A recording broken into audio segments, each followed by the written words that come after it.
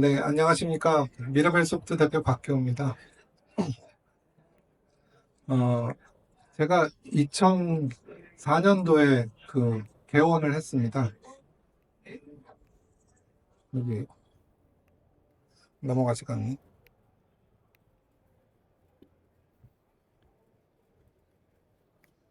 음.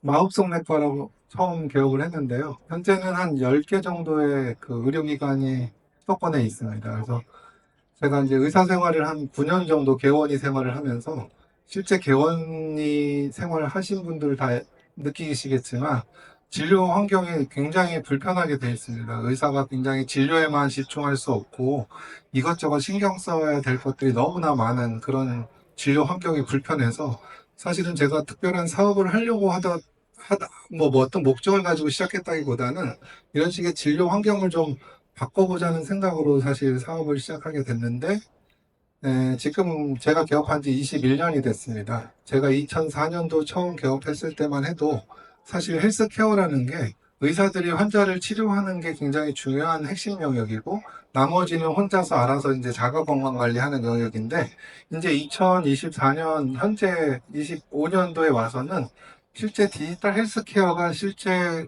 헬스케어 영역에서 굉장히 중요한 포션을 차지하고 있습니다. 그래서 의사들이 이 디지털 헬스케어를 어떻게 바라봐야 될 것인가, 특히 이 디지털 헬스케어가 주로 적용되는 분야가 뭐 고도의 고난이도의 이제 의료가 필요한 영역도 있지만 대다수가 이제 만성 질환이라든지 1차 의료의 핵심이 되는 그런 식의 이제 서비스들이 많기 때문에 1차 의료기관 의사들이 이 디지털 헬스케어에 대해서 관심을 많이 가져야 됩니다. 실제 요즘에 이 네이버나 이런 데 판매하는 의료기기를 보면 예전에는 혈압기, 혈당기가 끝이었는데 이제는 AI 기반으로 한 다양한 자가건강관리 기기들이 판매되고 있습니다. 이 얘기는 뭐냐면 환자들이 병원에 오지 않고 집에서 자기가 진단하고 자기가 나름대로 어떤 치료를 할 수 있는 자가건강관리 역량이 커질 수 있다는 얘기거든요.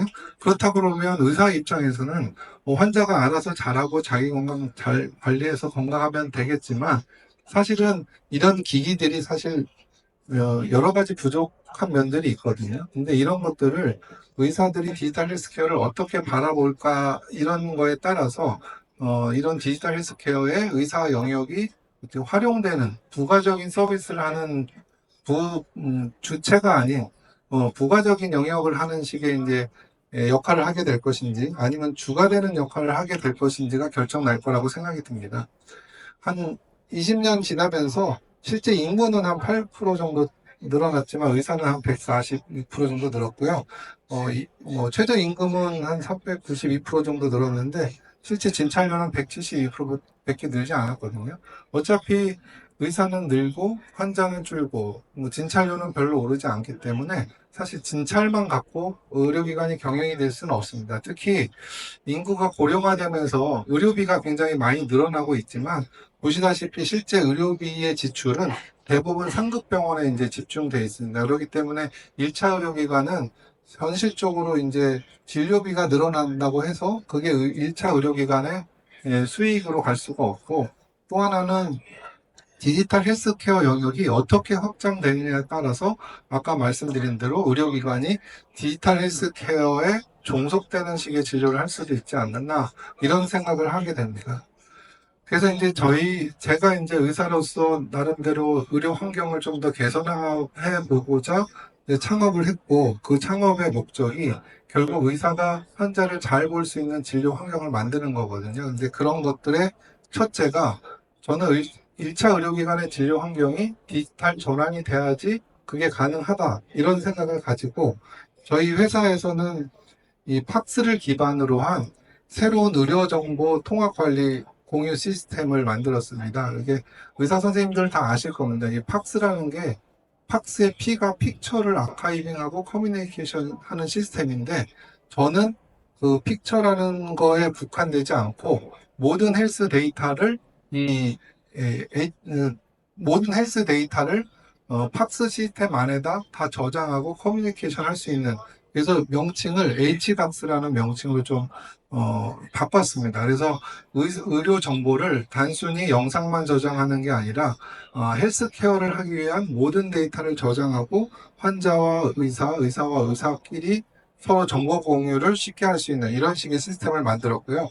그래서 이제 디지털 헬스케어가 가능하기 위해서는 결국은 의료 데이터가 표준화되게 저장이 되고 그게 쌍방향 소통이 가능한 그런 진료 환경이 되어야지 이게 가능하기 때문에 저희는 이 HDocs라는 개념을 가지고 새로운 솔루션을 만들었고요. 현재는 MDPACS라는 솔루션으로 판매가 되고 있습니다.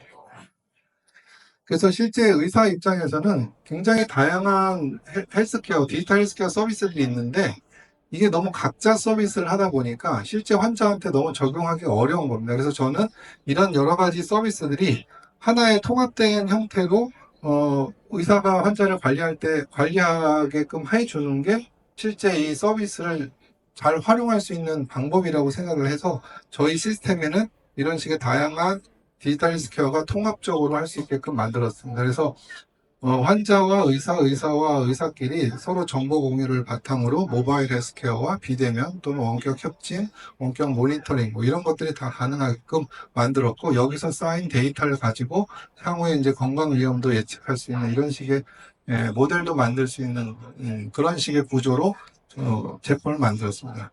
그래서 제가 여태까지 한 6년 정도 이제 저희가 미라벨 소프트를 제가 운영하면서 실제 저희 병원에서 이제 어떻게 진료 환경이 디지털 전환됐는지 그런 거에 대한 내용을 말씀드리겠습니다. 이게 이제 저희 병원의 실제 이제 진료 환경입니다. 그래서 환자, 접수실, 내시경실, 진료실, 뭐 건강검진, 뭐 약국 이렇게 있는데요. 이 내용을 보시면 예전에는 환자가 자료를 가져오면 그냥 종이를 그냥 파일에 처를 해가지고 보관하거나 아니면 스캔을 떠서 어디다 막 보관했는데 현재는 저희가 MD패드로 찍어가지고 바로 이제 팍스에 올립니다. 그래서 동의서나 이런 것들도 간단하게 이제 사인해서 팍스로 바로 저장할 수 있고 이렇게 되면 나중에 이 서류 찾는데 굉장히 도움이 많이 됩니다. 그래서 이렇게 자료를 쉽게 정리할 수 있고요. 또 진료 의뢰 회송 3차 병원에다 환자 보낼 때 실제 신병원에다 데이터를 넣어야 되는데 그게 굉장히 불편해서 저희는 팍스 시스템에서 굉장히 간단하게 이제 정보를 입력할 수 있어서 수가 청구에 굉장히 도움을 주고요. 그리고 환자들 이 예약 시스템도 내시경이나 초음파 하고선 6개월이나 1년 후에 추적 검사하는 게 사실 제대로 관리가 되지 않는데 저는 이제 판독창에서 환자한테 그 내용을 설명하면서 거기서 간단하게 이 예약 날짜를 이렇게 입력하게 되면은 환자 앱에서 그 예약 일정이 보여지고요.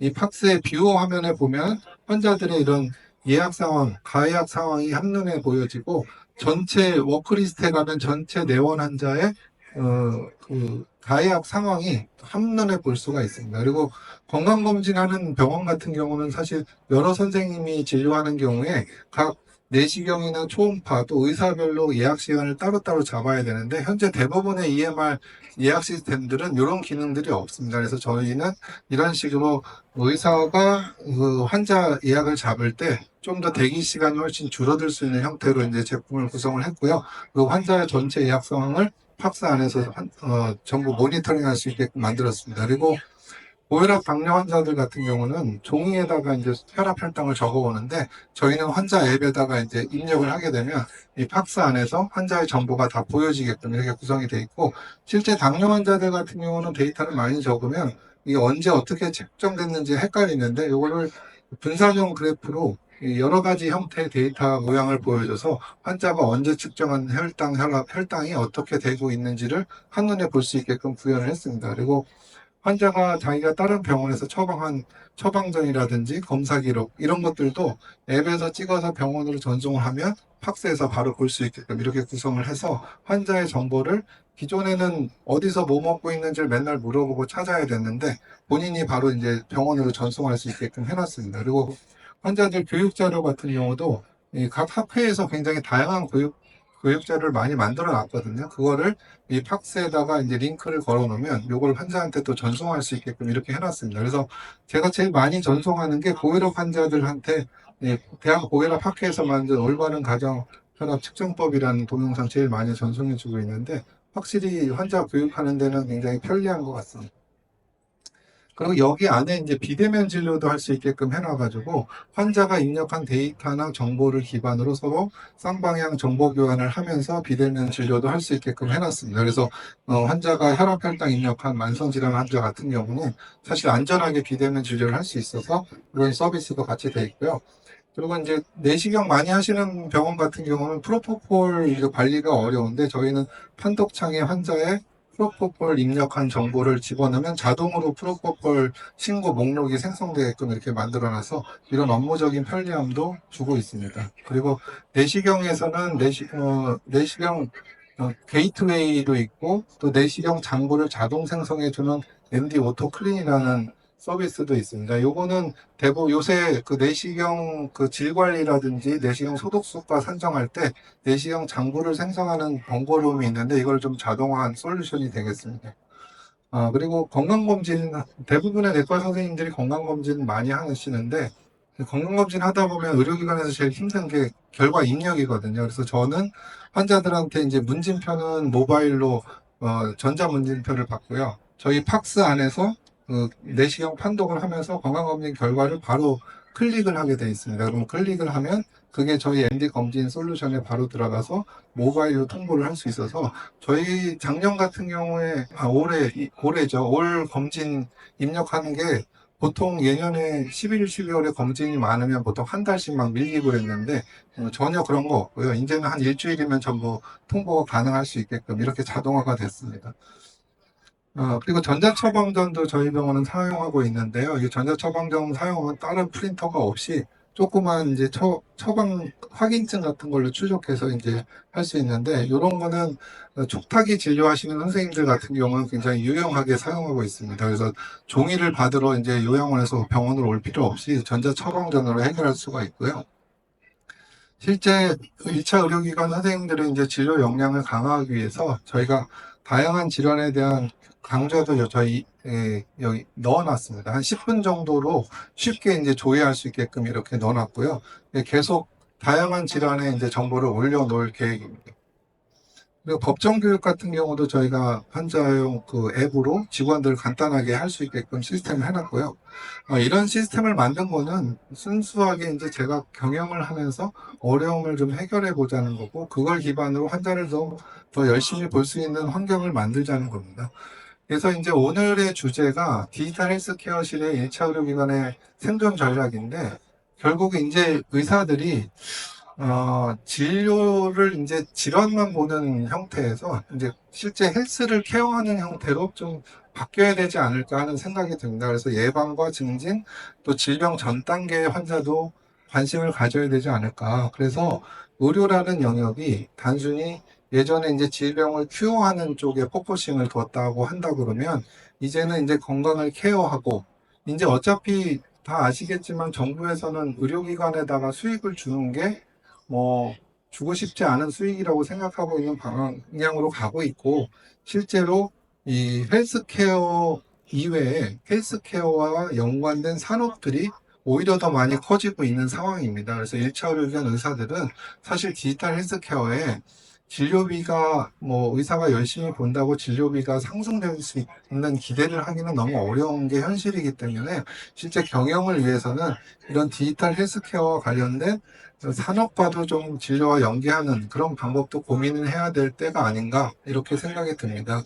그래서 의사들의 일반적인 원칙이 그러니까 입장이 비대면을 사실 반대하는 입장이 많은데요. 그 반대하는 입장의 첫째는 무분별한 비대면 확산입니다. 그래서 비대면을 진짜 환자들이 잘 볼 수 있고 안전하게 볼 수 있는 제도나 어떤 시스템을 갖추고 이제 해야 되는데 그렇지 않은 상태에서 이제 너무 비대면을 산업적인 관점에서 이제 확산한다는 게 이제 문제라고 보여지고 있는데 그래서 오히려 의사들이 좀 비대면 진료를 좀더 이런 환자를 안전하게 필요로 의해서 해야 된다라는 가이드를 만들어 가는 쪽으로 먼저 해보면 어떨까 하는 게 제 생각입니다. 그래서 저희 병원에서는 주로 이제 보호자가 어차피 대리 처방하는 사람들, 어차피 비대면 그동안 해던 사람이거든요. 그리고 검사 결과를 설명한다든지 또 기존에 계속 보던 자기 환자들의 만성질환 환자들은 비대면 진료하는 게 환자들한테도 이득이 되고 의료기관에도 굉장히 득이 될 거라고 생각이 들고요. 저는 이제 미라벨 소프트에서는 이제 재외 국민을 대상으로 한 이제 비대면 진료 사업도 하고 있는데 제가 이걸 하고 있는 이유 중에 하나가 제 친구가 그런 얘기를 했습니다. K컬처, 뭐 K 뭐 팝 이런 게 있는데 결국 K 의료도 이제 올 때가 됐다. 저는 우리나라에 이제 K 의료의 가장 큰 경쟁력이 1차 의료기관 의사들의 역량이라고 보거든요. 1차 의료기관 우리나라처럼 전문의가 많은 나라가 아무데도 없거든요. 그래서 저는 재외국민이나 해외에 있는 외국인을 대상으로 1차 의료기관의 각 전문의들이 진료할 수 있는 진료 환경이 열어지면 새로운 환자들도 이제 풀이 늘어날 수 있는 그런 기회가 될 수 있어서 결국 이제는 1차 의료기관 의사들이 이제 K&A 메디칼 쪽으로 좀 관심을 가지면 어떨까 이런 생각이 듭니다.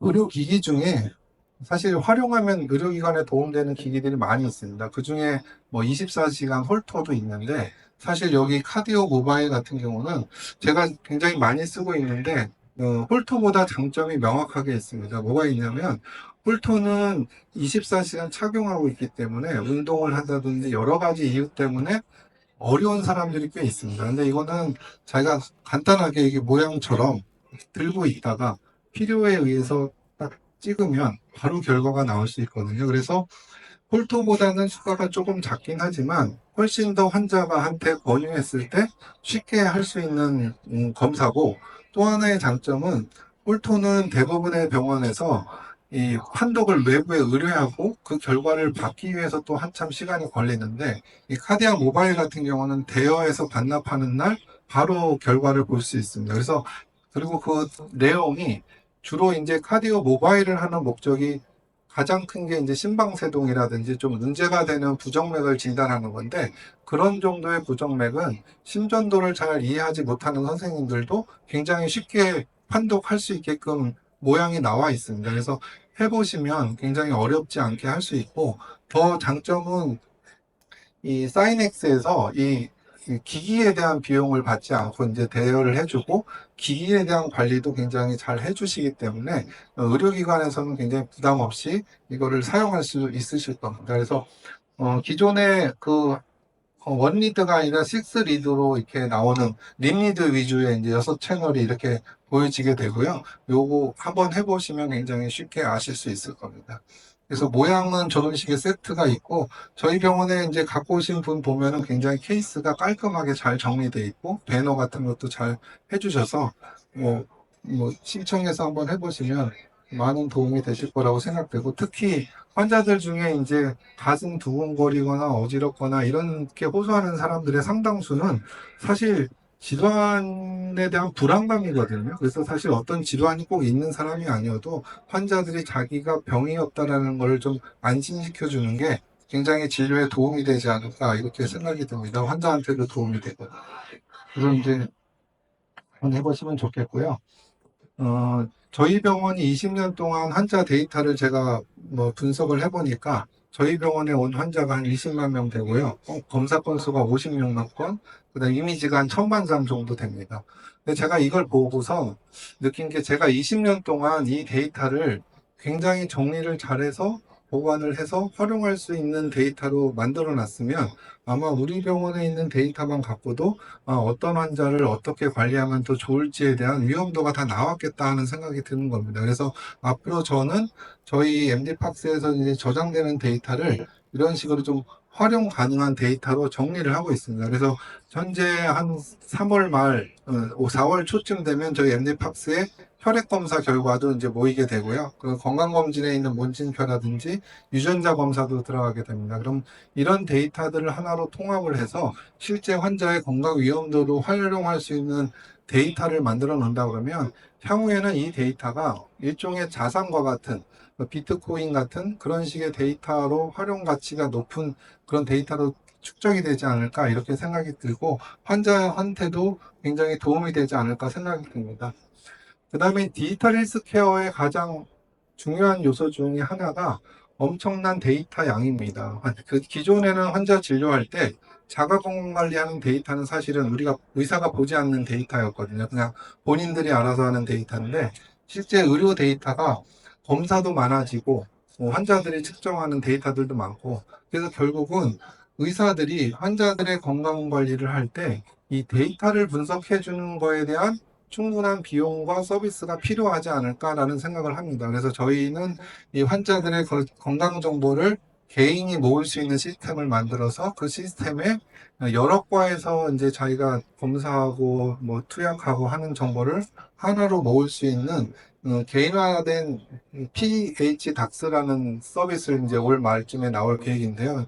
환자가 여기 이제 정보를 입력하면 이거를 의료기관에서 분석해주는 이런 식의 새로운 건강관리 서비스도 1차 의료기관에서 이제 향후에 해야 되는 서비스가 아닐까 이렇게 생각을 하고 있습니다.